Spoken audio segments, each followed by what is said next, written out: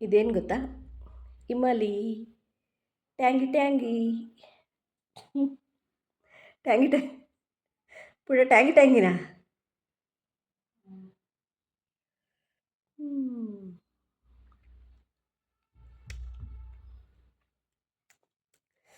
ತಿಂತಾರೆ ನಂಗೆ ಸಖತ್ ಇಷ್ಟ. ತಿಂತಾ ಇರ್ತೀನಿ.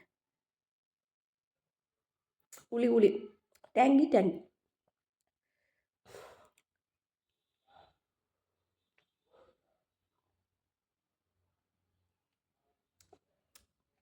ಮತ್ತು ಬೋಟಿ ಇಷ್ಟ.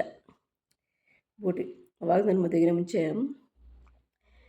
ಡೈಲಿ ಬೋಟಿ ಅನ್ನಕ್ಕೆಲ್ಲ ಹಾಕ್ಕೊಂಡು ಎಲ್ಲ ಅದೆಲ್ಲ ಮುರ್ಕೊಂಡು ತಿಂತಿದ್ದೆ. ಜಾಸ್ತಿ ಡೀಪ್ ಫ್ರೈ ತಿಂದರೆ ನಾನು ಎಣ್ಣೆ ಐಟಮ್.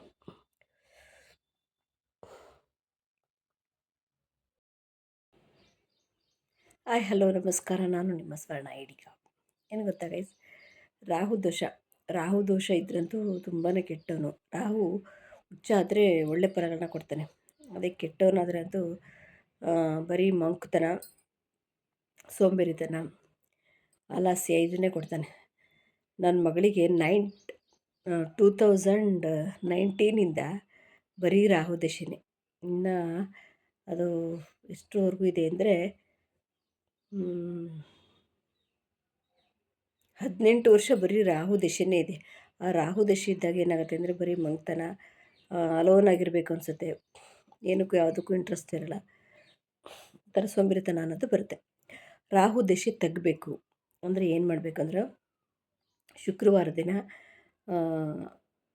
ದಾಳಿಂಬೆ ಸಸಿನ ತಂದು ಹಾಕಬೇಕು. ಜಾಗ ಇದ್ದವರು ಭೂಮಿಗೆ ಹಾಕ್ಕೋಬೋದು, ಇಲ್ವಾ ಒಂದು ಪಾಟಿಗೆ ಅದನ್ನು ಹಾಕ್ಕೋಬೋದು.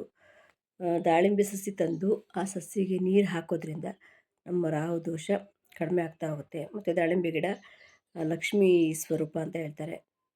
ಅದನ್ನು ನೀರು ಹಾಕಿ ಪೂಜೆ ಮಾಡೋದ್ರಿಂದ ನಮಗೆ ರಾಹು ದೋಷನೂ ತಗ್ಗುತ್ತೆ, ಆರ್ಥಿಕವಾಗಿ ಕೂಡ ಒಳ್ಳೆಯದಾಗುತ್ತೆ. ನಾವು ಮಾಡೋ ಕೆಲಸಗಳೇ ನಮಗೆ ಹಿಂಗೆ ಒಂದು ಸಣ್ಣ ಸಣ್ಣ ಕೆಲಸಗಳು ಅದರದ್ದು ಹಿಂಗೆ ಫಲ ಇರುತ್ತೆ, ನಮಗೆ ಗೊತ್ತಾಗಲ್ಲ ಅಷ್ಟೆ. ತಂದೆನ ಯಾರು ಚೆನ್ನಾಗಿ ನೋಡ್ಕೊತಾರೋ, ತಂದೆ ಸೇವೆ ಯಾರು ಮಾಡ್ತಾರೋ ಅವ್ರಿಗೆ ಗೌರ್ಮೆಂಟ್ ಜಾಬು ಬರುತ್ತಂತೆ. ತಂದೆ ಅಂದರೆ ಸೂರ್ಯ, ತಾಯಿ ಅಂದರೆ ಚಂದ್ರ ಬಂದು ಮನಸ್ಕಾರಕ. ತಾಯಿನ ಚೆನ್ನಾಗಿ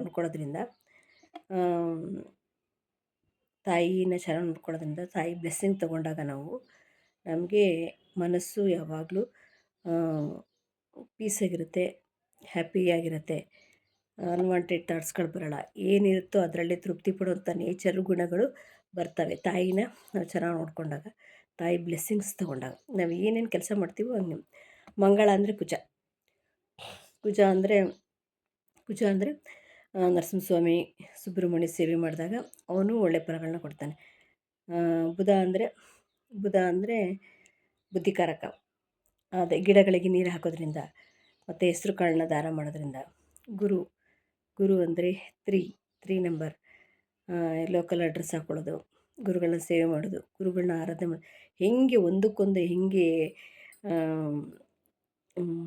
ಏನು ಲಿಂಕ್ ಇರುತ್ತಲ್ಲ, ನಾವು ಮಾಡೋ ಕೆಲಸಗಳೇ ನಮಗೆ ಫಲಗಳಾಗಿ ನಮ್ಮ ಜೀವನ ಶೈಲಿಯಾಗಿ ನಮಗೆ ಬದಲಾಗ್ತವೆ, ಜೀವನನ ರೂಪಿಸ್ತವೆ ಅಲ್ವಾ. ಇವೆಲ್ಲ ನೋಡ್ತಿದ್ರೆ ಹ್ಯಾಬಿಟ್ ಪಾಸಿಬಲ್ ಅನಿಸುತ್ತೆ. ಮತ್ತು ಯಾರಿಗೆ ಹೃದಯ ಸಮಸ್ಯೆ ಇದೆ ಅವರು ಏನು ಮಾಡ್ಕೋಬೇಕು ಅಂದರೆ ಈ ಥರ ಮಾಡಬೇಕು, ಈ ಥರ ಹಿಂಗೆ ಹೇಳಬೇಕು. ಇದು ಗಣಪ ಮುದ್ರೆ ಅಂತ. ಡೈಲಿ ಹಿಂಗೆ ಮಾಡ್ಕೊಳ್ಳೋದ್ರಿಂದ ಹಾರ್ಟ್ ಏನಾದರೂ ಬ್ಲಾಕೇಜ್ ಇದ್ದರೆ ಅದು ಕೂಡ ಸರಿ ಹೋಗುತ್ತೆ. ಈ ಥರ ಮಾಡ್ಕೋಬೇಕು. ಮತ್ತು ಥೈರಾಯ್ಡ್ ಸಮಸ್ಯೆಗೆ ಶಂಖ ಮುದ್ರೆ ಇಟ್ಕೊಂಡು ಹಿಂಗೆ ಇರುತ್ತಾ, ಇದಕ್ಕೆ ಇದನ್ನು ಇಟ್ಕೊಂಡು ಇದು ಶಂಖ ಮುದ್ರೆ ಮಾಡೋದ್ರಿಂದ ಥೈರಾಯ್ಡ್ ಸಮಸ್ಯೆಗೆ ಒಳ್ಳೆಯದು. ಮತ್ತು ಇನ್ನೊಂದು ಹಾರ್ಟಿನ ಸಮಸ್ಯೆ ಬರಬಾರ್ದು ಅಂದರೆ ಇಲ್ಲಿ ಟ್ಯಾಪ್ ಮಾಡಬೇಕು 9 ಸರಿ, 1 2 3 4 5 6 7 8 ಅಂತ ಇಲ್ಲಿ ಟ್ಯಾಪ್ ಮಾಡಬೇಕು. ಮತ್ತು ಇಲ್ಲಿ ಟ್ಯಾಪ್ ಮಾಡಬೇಕು 2 3 4 5 6 7 8 9. ಆಮೇಲೆ ಮತ್ತೆ ಕ್ಲ್ಯಾಪ್ ಮಾಡಬೇಕು 2 3 4 5 6 7 8 9. ಇಷ್ಟು 9 ಸರಿ ಟ್ಯಾಪ್ ಮಾಡ್ತಾ ಬರಬೇಕು. ಈಗ 3 ತೋರಿಸಿದ್ನಲ್ಲ ಅದೆಲ್ಲ 99 ಸರಿ ಡೈಲಿ ಮಾಡೋದ್ರಿಂದ ಯಾರಿಗೆ ಹಾರ್ಟ್ ಪ್ರಾಬ್ಲಮ್ ಇದೆ ಅವರು ಇದನ್ನು ಡೈಲಿ ಮಾಡ್ಕೋಬೋದು. ಮತ್ತು ಮಕ್ಕಳುಗಳು ತುಂಬಾ ರಚ್ಚೆ ಮಾಡ್ತಿರ್ತವೆ, ಓಕೆ ಹಠ ಮಾಡ್ತಿರ್ತವೆ, ಊಟ ಮಾಡಲ್ಲ, ರಾತ್ರಿ ಹೊತ್ತು ನಿದ್ದೆ ಮಾಡಲ್ಲ, ತುಂಬ ರಚ್ಚೆ ಮಾಡ್ತಿರ್ತವೆ, ಕಾಟ ಕೊಡ್ತಿರ್ತವೆ. ಚಿಕ್ಕ ಮಕ್ಕಳುಗಳು ಅಂದರೆ 5 ಇಯರ್ಸ್ ಒಳಗಡೆ ಇರೋಂಥ ಮಕ್ಕಳುಗಳು 8 ವರ್ಷದವರೆಗೂ ಬಾಲಗ್ರಹ ದೋಷ ಇರುತ್ತೆ ಅಂತಾರೆ. ಆ ಥರ ಬಾಲಗ್ರಹ ದೋಷ ಇದ್ದಾಗ ಮಕ್ಕಳು ತುಂಬ ಅಳೋದು, ಹಠ ಮಾಡೋದು ಹಿಂಗೆಲ್ಲ ಮಾಡ್ತಾವಂತೆ. ಆ ಥರ ಮಾಡಬಾರ್ದು ಅಂದರೆ ಗಂಜಿಗೆ ಅಂಗಡಿಯಲ್ಲಿ ಇಲ್ಲಾಂದರೆ ಬುಕ್ ಸ್ಟಾಲ್ಗಳಲ್ಲಿ ಬಾಲಗ್ರಹ ದೋಷ ಅಂತ ಒಂದು ಬುಕ್ ಸಿಗುತ್ತೆ. ಆ ಬುಕ್ಕನ್ನು ತಂದು ತಲೆದಿಂಬು ಅಡೆ ಇಡೋದ್ರಿಂದ ಮಕ್ಕಳುಗಳು ರಚ್ಚೆ ಮಾಡೋದು ತಪ್ಪುತ್ತೆ. ಮತ್ತು ಬಾಲಗ್ರಹ ದೋಷ ಇದ್ದರೆ ಅದು ಕೂಡ ಕಡಿಮೆ ಆಗುತ್ತೆ. ಇದನ್ನು ಮಾಡ್ಕೋಬೋದು. ಮತ್ತು ಈಗ ಬೇಸಿಗೆ ಅಲ್ಲ, ಬೇಸಿಗೆಗೆ ಏನು ಮಾಡಬೇಕಂದ್ರೆ ಇದು ಶುಗರ್ ಇರೋರಿಗೂ ಕೂಡ ಅನುಕೂಲ ಆಗುತ್ತೆ.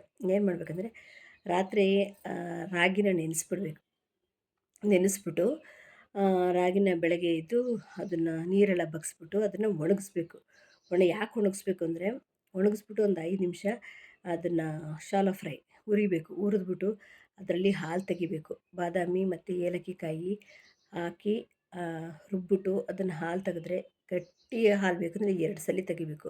ಇನ್ನು ನಮ್ಗೆ ಜಾಸ್ತಿ ಬೇಕು ಅಂದರೆ ಸ್ವಲ್ಪ ನೀರು ಹಾಲು ಬೇಕು ಅಂದರೆ 3 ಸಲ ಅದನ್ನು ಗ್ರೈಂಡ್ ಮಾಡಿ 3 ಸಲ ಅದನ್ನು ಹಾಲು ತೆಗೆದು ಆ ಹಾಲಿಗೆ ಜೋನಿ ಬೆಲ್ಲ ಹಾಕೋದ್ರಿಂದ ಸಖತ್ತಾಗಿರುತ್ತೆ, ತುಂಬ ಟೇಸ್ಟಿಯಾಗಿರುತ್ತೆ. ಕುಡಿಯೋದ್ರಿಂದ ನಾನು ಮೊನ್ನೆ ಮಾಡಿದ್ದೆ ಅದನ್ನು ಕ್ಯಾಪ್ಚರ್ ಮಾಡೋಣ ಅಂದೆ. ಆ ಕ್ಯಾಪ್ಚರ್ ಮಾಡುವಾಗ ನಮಗೆ ಒಂದೊಂದು ಸರಿ ಜ್ಞಾಪಕನೇ ಬರೋಲ್ಲ, ಹೀಗಾಗಿ ಮಾಡೋಕ್ಕಾಗಲಿಲ್ಲ. ಅದು ಕುಡಿದಾಗ ಇಷ್ಟು ಕೂಲಿಂಗ್ ಎಫೆಕ್ಟ್ ಅನಿಸುತ್ತೆ. ಮೂಳೆಗಳಿಗೂ ಒಳ್ಳೆಯದು ಮತ್ತು ಶುಗರ್ ಇರೋರಿಗೂ ಕೂಡ ಒಳ್ಳೆಯದು. ಶುಗರ್ ಇರೋರು ಬೆಲ್ಲ ಹಾಕೋದು ಬೇಡ, ಹಂಗೇನೂ ಕೂಡ ಕುಡಿಬೋದು. ಅದನ್ನು ಹುರಿದು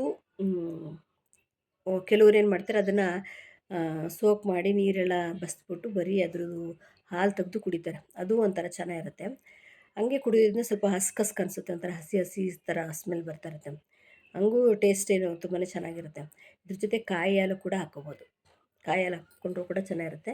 ಹಸ್ಕ್ ವಾಸನೆ ಬರಬಾರ್ದು ಅಂದರೆ ಅದನ್ನು ಸ್ವಲ್ಪ ಡ್ರೈ ಮಾಡೋಕ್ಕೆ ಬಿಟ್ಟು ಹುರಿದು ನಾವು ಮಿಕ್ಸಿ ಮಾಡ್ಕೊಳ್ಳೋದ್ರಿಂದ ಹಸಿ ವಾಸನೆಗಳು ಹೋಗುತ್ತೆ. ಈ ವಿಡಿಯೋ ಇಷ್ಟವಾದರೆ ಲೈಕ್ ಮಾಡಿ, ಶೇರ್ ಮಾಡಿ, ಸಬ್ಸ್ಕ್ರೈಬ್ ಮಾಡಿ.